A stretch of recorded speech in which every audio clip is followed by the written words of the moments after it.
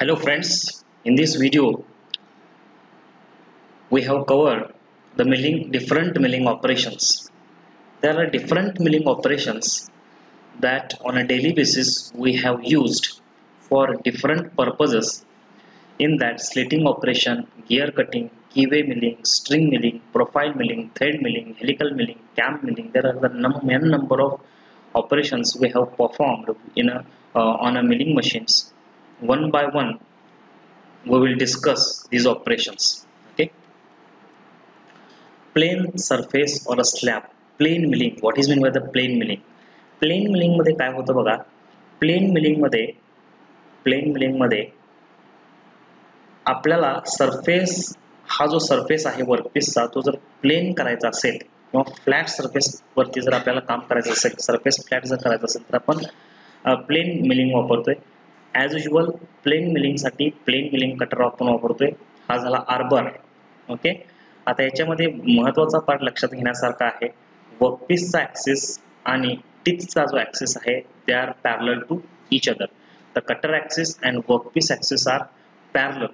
In this process we are going to use the cutter is a plain milling cutter आणि machine जे वापरतोय आपण horizontal milling machine cutter वापरतोय. This is a plain milling. Plain milling म्हणजे काय, surface जर flat करायचा असेल आणि दुसरा part cutter axis and workpiece axis they should be parallel to each other.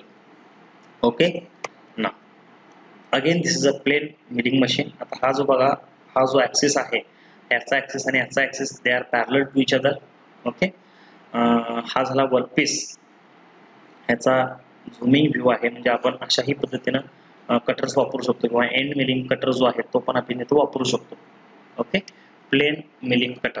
Next one, plain milling cutter समजलं का? प्लेन मिलिंग कटर मध्ये दोन पार्ट महत्वाचे आहेत, cutter axis and workpiece axis are parallel to each other. And second part, this milling machine, plain milling machine is used for flat surfaces. Face milling. Face milling मध्ये काय होतं बघा, face milling मध्ये axis of rotating cutter आणि workpiece यांचा जो axis आहे they are perpendicular to each other. म्हणजे काय बघा, हा जो ऍक्सिस आहे हा व्हर्टिकल ऍक्सिस कोणाचा आहे, वर्कपीसचा.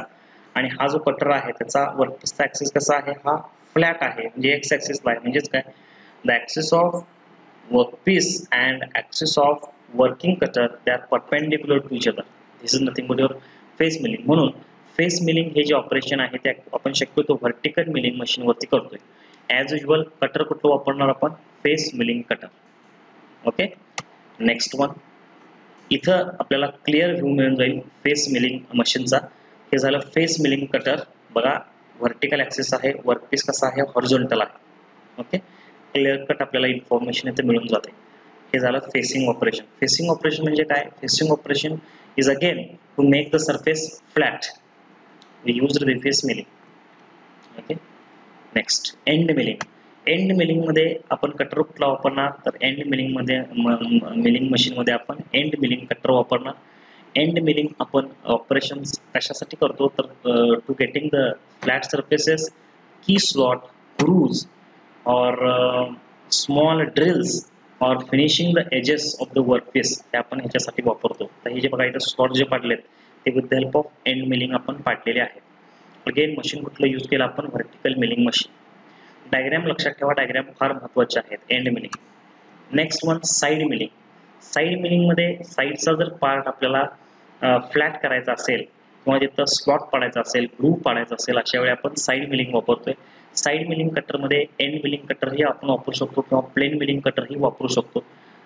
दिस side milling operation is performed on the horizontal milling machine. Side milling machine. Now slot milling.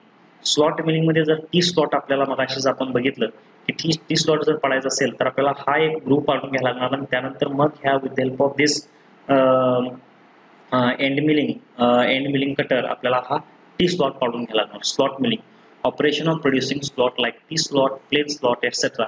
Cutter, end milling cutter, T slot cutter, side milling cutter, and machine is obviously vertical milling cutter, slot milling.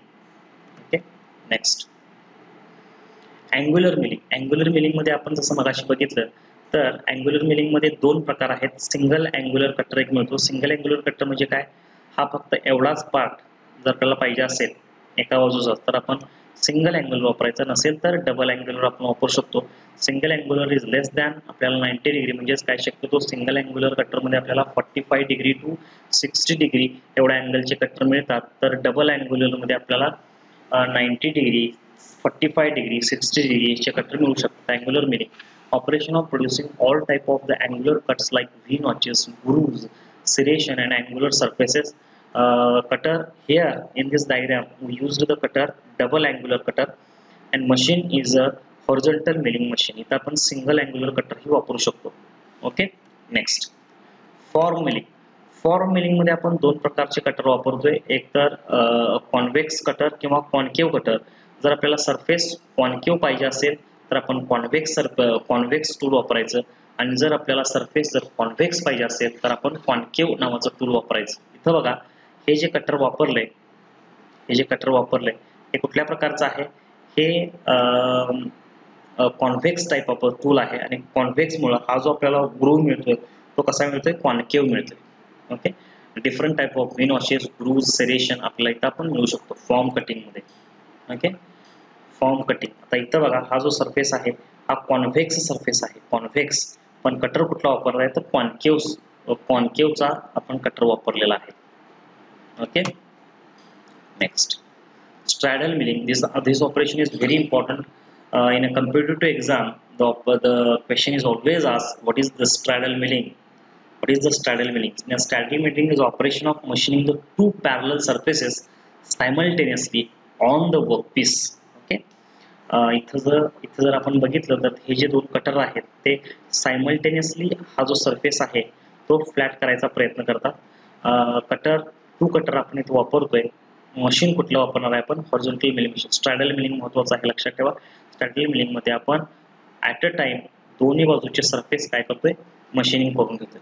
Stradale milling. गँग milling मध्ये काय आहे बघा, गँग milling मध्ये एकाच arbor वरती, गँग मिलिंग मध्ये हा जो आर्बर आहे याला आपण आर्बर असं म्हणूया, कारण त्याच्यावरती मिलिंग कटर्स आपण माउंट केलेत. हा जो आर्बर आहे त्या आर्बर वरती नंबर ऑफ कटर्स आपण ठेवतोय. हा एक कटर आहे मिलिंग कटर, हा एक आहे. ओके, त्यामुळे नंबर ऑफ कटर्स जिथं अवेलेबल आहेत. स्ट्रॅडल मिलिंग मध्ये लक्षात ठेवा फक्त आपण दोनच सरफेस क्लिअर करतोय, आणि गँग मिलिंग मध्ये दोन पेक्षा जास्त सरफेस आपण मशीनिंग करून घेतोय. Okay, next cutter is a different cutter and machine is a horizontal one. Gang milling म्हणजे काय, मशीन कटरचं ते गँग असतं, आणि ते गँग आपण कुठे जोडतोय, आर्बर वरती.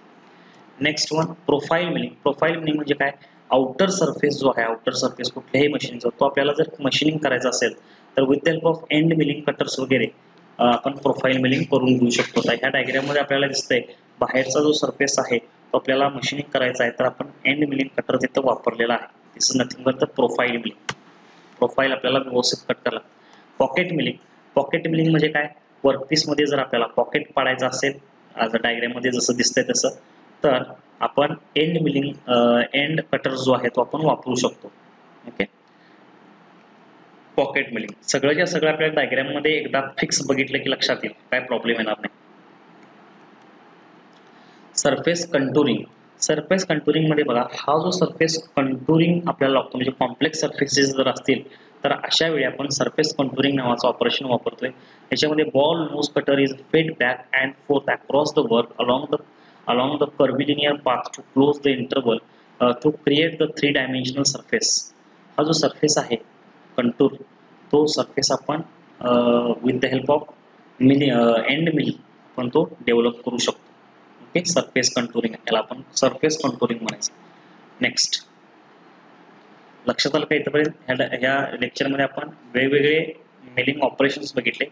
Surface contouring, pocket milling, profile milling, गँग milling, straddle milling, form milling, angular milling, slot milling, side milling, end milling, face milling, then plane and surface or slab milling cutters or plane milling. या सगळे operation एक्झामच्या दृष्टीने फार महत्त्वाचे आहेत. याच्यामध्ये लक्षात घेण्यासारखी गोष्ट काय आहे तर आपल्याला डायग्राम व्यवस्थित काढता आली पाहिजे. किंवा डायग्राम आपण डोळ्यासमोर आणली की बाकीचा पार्ट जो थेरॉटिकल पार्ट आहे तो लगेच समजून जाईल. ओके, इथंच आपण थांबतो. थँक्यू.